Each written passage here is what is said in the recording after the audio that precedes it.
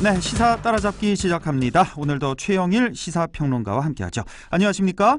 네, 안녕하세요. 예, 오늘 이슈 키워드 강경화 남편, 국정감사, 공무원 아들 편지, BTS 병역 특례로 잡아봤습니다. 네. 오늘도 진도를 좀 빨리 나가야 될 것 같습니다. 그래야 되겠네요. 자, 그 전에요. 잠깐만요. 좀 여쭤볼게. 트럼프 대통령 있잖아요. 사실 네네네. 우리 추석 연휴 때 확진 소식 듣고도 뭐 놀라긴 했습니다만 예. 더 놀라운 게 확진 3일 만에 퇴원했다는 게 네네. 사실 우리 상식으로는 이 코로나 확진이 되면 보통 기본적으로 한 3, 4주 정도는 왜 음압병상 이런 데서 왜 집중 맞습니다. 치료하잖아요. 네. 그리고 나서도 또 뭐 상당 기간 또 격리를 하고 그런데 고령에다가 비만인 트럼프 대통령 괜찮은 건지 아니면 조만간에 네. 또 재입원하는 건 아닌지 대선 레이스는 어떻게 되는지 좀 이해가 안 가서요. 이것 좀 여쭤볼게요. 지금 이 트럼프 대통령의 주치의는 예. 아마 트럼프 대통령이 말하라는 대로 그러니까 최대한 낙관적인 측면만 이야기하고 있다. 본인도 일부 그런 이야기를 토로했어요. 예. 부정적인 측면은 분명히 이제 이번 주말이 고비가 될 것이다. 이런 이야기도 했습니다. 예. 지금 말씀하신 대로 경증이라 하더라도 확진자라고 우리가 부르지만 환자잖아요. 예. 감염이 된 거니까 예. 기본 2주는 격리 치료고요. 예. 무증상이어도 2주는 격리 치료입니다. 그렇죠. 그런데 지금 이게 3일 동안 입원해 있다가 백악관으로 돌아간다. 그럼 또 많은 사람을 접촉해야 되는데 할 수밖에 없죠. 네. 예, 근데 백악관이 지금 트럼프 대통령 내외 확진 이전에 줄 확진이 이어지다가 예. 트럼프 대통령 확진되고 그 이후에도 백악관 대변인 등 관계자들이 또 확진이 나오고 있어요. 예. 지금 이제 이 문제의 감염 경로를 어떻게 보고 있냐면 이 베럿 연방대법관 지명자 이 지명식을 하면서 예, 예. 뭐 이제 허그하고 그러니까 미국식 포옹을 하고 예. 지금 이제 막 방역 수칙은 어겨진 것으로 확인이 됐거든요. 예. 여기가 좀 위험해 보인다. 혹시 슈퍼전파 행사가 아니었겠는가 이런 이제 의구심을 갖고 있는데 예. 확진자가 계속 나오고 있고 심지어는 대선 캠프에 이 컨트롤 타워 역할을 하는 인물도 또 확진이 돼서 나 곧 대선판으로 돌아가겠다 이런 의지를 가지고 지금 한 달도 안 남은 대선 때문에 좀 박차를 가하는 느낌이긴 한데요. 예. 문제는 지금 트럼프 대통령은 바이러스가 나오고 있는 상황이라는 겁니다. 다만 일단 긴급하게 좀 너무 짧은 시간에 많은 약을 맞은 것 같아요. 그러니까 뭐 렘데시비르도 맞고 덱사메타손이라는 것도 맞았다면서요. 이건 아주 중증 환자에게 투여하는 거라면서요. 중증 환자의 치명률을 낮추기 위해서 다른 방법을 쓸 게 없을 때 이 약이 이제 에볼라 바이러스 때 잘 들었던 효능 있는 약인데 예. 이것도 이제 미국이 믿게 FDA의 승인을 받은 약은 아닙니다. 그런데 이제 일단은 긴급 환자들에게는 쓸 수는 있죠. 위험성도 같이 따르는 그런 약이잖아요, 이게. 이게 면역 체계가 약화되기 때문에 예. 사실은 다른 문제가 생길 수 있는 건데 중증 환자에게 놓는 걸 놨고 그리고 덱사메타손은 좀 불안해 보이고 이 렘데시비르도 이 중증 환자에게 쓰는 조금 치료 기간을 단축하는 약인데 썼고 이것뿐만 아니고 지금 임상 실험 중인 검증되지 않은 이게 리제네론이라고 하는 회사의 항체 물질을 완치된 환자의 혈장과 섞어서 칵테일 요법을 또 썼습니다. 사흘 동안 이제 거의 뭐 중한약을 다 맞았어요. 이래도 되는 건지 모르겠어요. 그래서 이게 의료 전문가들은 이 렘데시비르 같은 경우도 5일 간격으로 2번 주사하게 돼 있는데 지금 사흘 이내에 이걸 다 맞았다면 처방도 어겨진 것이다. 그래서 지금 이제 뭐 자동차 타고 카프레이드 타고 그러지 않았습니까? 그러니까요. 이게 월터 리드 병원이 미국 최고의 이제 군 병원인데 이렇게 내과 의사가 아예 그냥 이 트럼프 대통령한테 미친 짓이다 이렇게 표현하게 됐어요. 그러니까요. 왜 안 그렇겠습니까?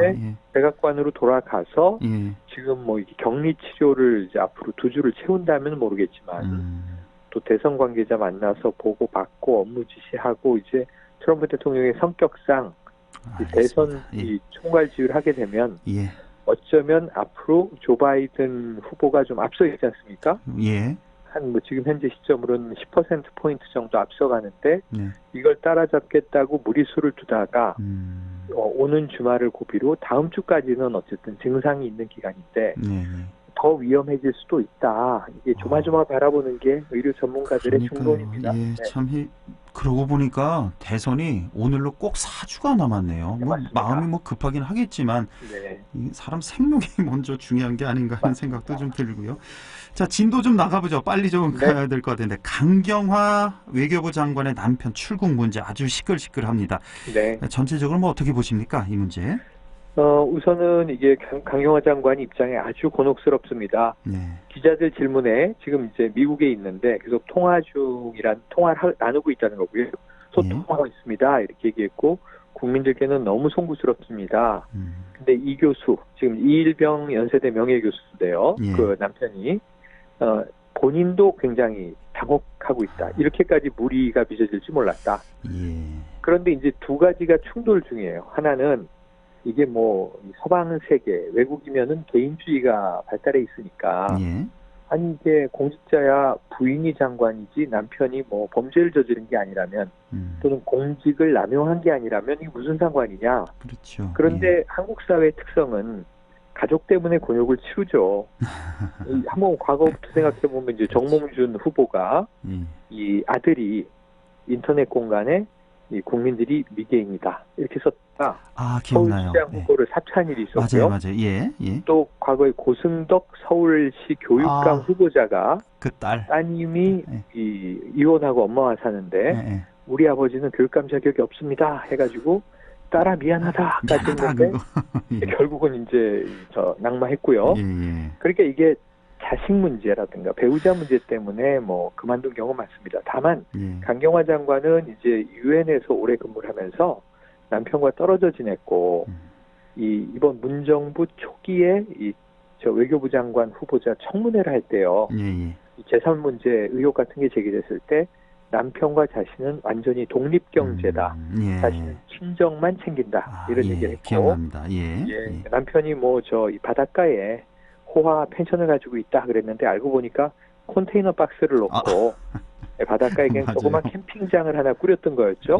그러니까 이 이일병 교수 이 남편이 그런 생활을 굉장히 좋아하나 봐요. 자유로운 영혼입니다. 그렇죠. 그런 것 같아요, 정말. 그래서 이제 이 학자 교수로 오래 생활하다 이제 은퇴하고 인생 마무리를 이게 요트라고 하는 게 지금 미국에서 구매할 예정인 것이 그랜저 가격 정도라고 해요.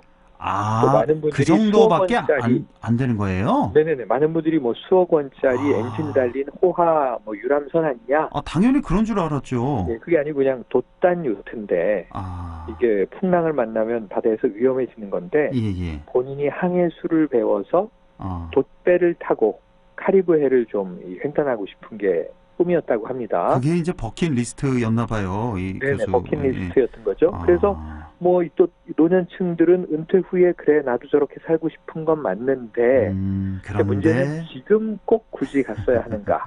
근데 문제는 이게 저도 처음에는 한 1년만 있다가 그 인생의 목표를 한번 하시지. 그러니까요. 왜 굳이 이 와중에 가셨나 했는데 본인 블로그를 제가 쭉 오래 읽어봤고 지금은 폐쇄됐습니다.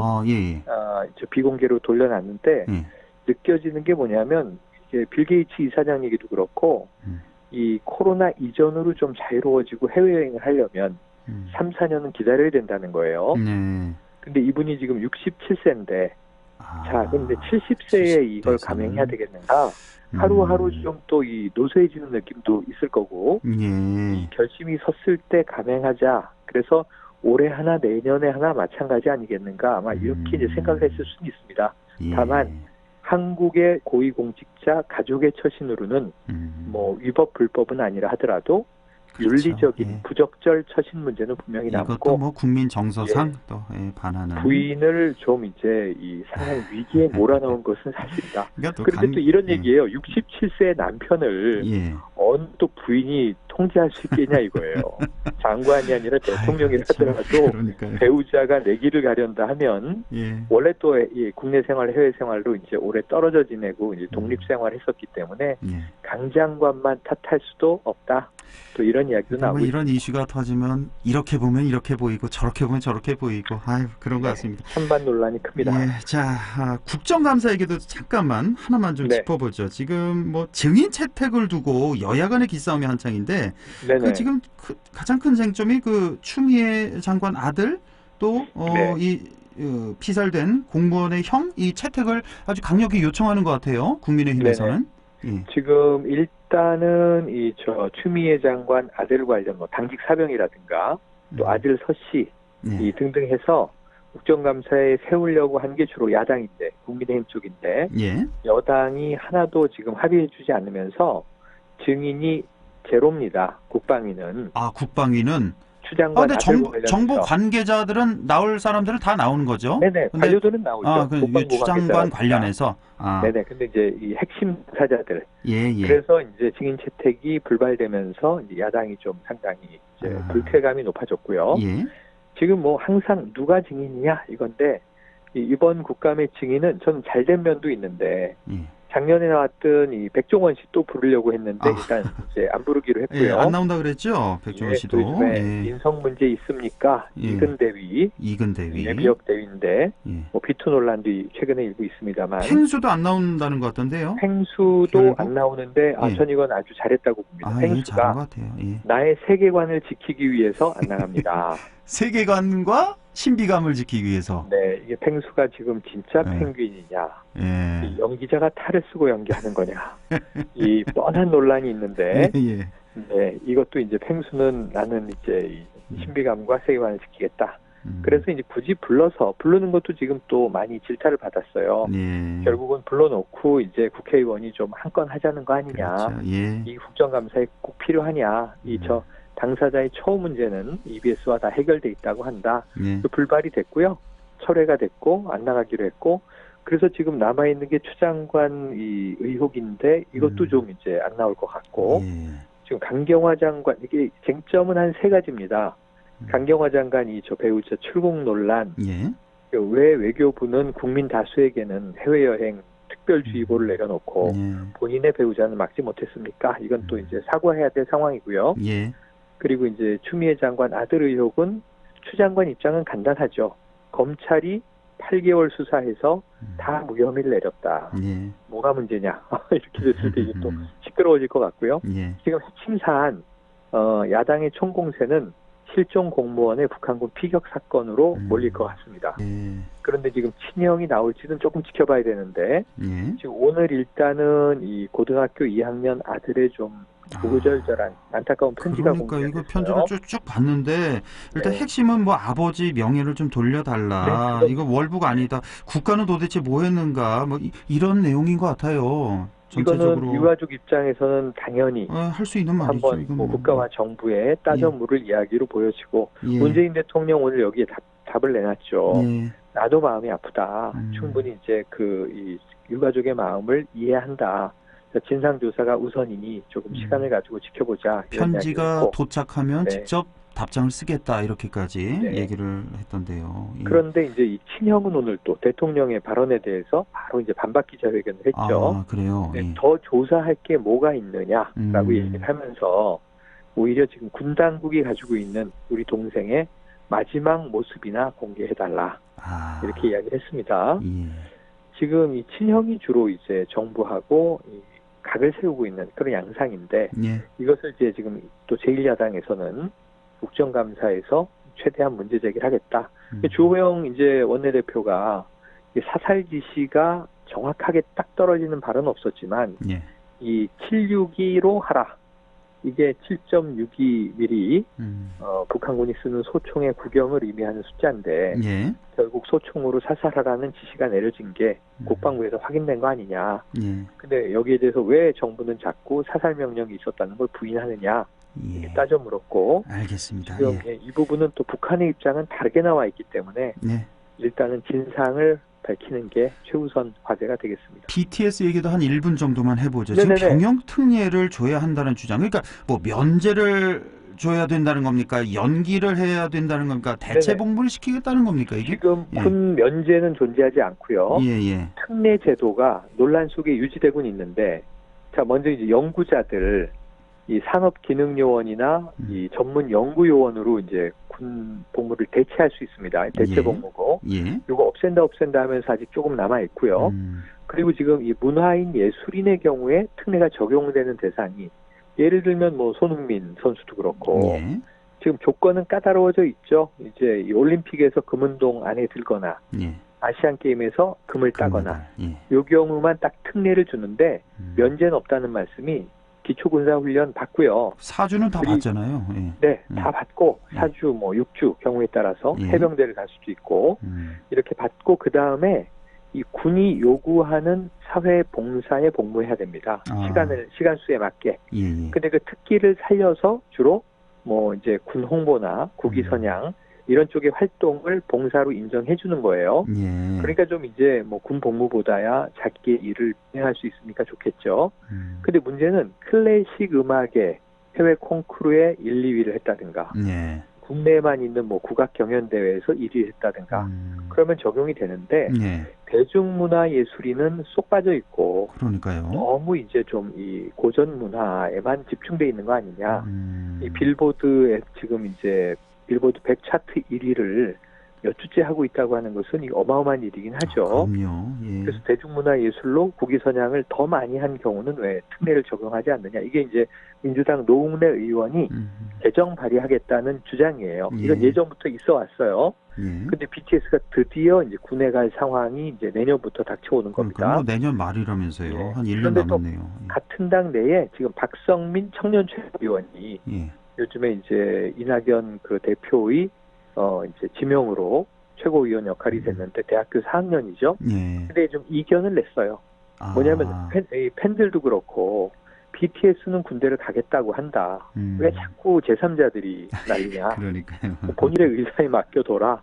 이것도 또 이제 정답에 가까운 말이어서 알겠습니다. 본인도 사실은 뭐 일하고 싶은 생각이 더 클 수 있겠습니다만 이 특례제도의 적용 여부는 사회적 여론이 한번 제가 보기엔 조만간 나올 것 같습니다. 알겠습니다. 오늘 말씀 잘 들었습니다. 최영일 시사평론가였습니다. 고맙습니다. 네, 고맙습니다.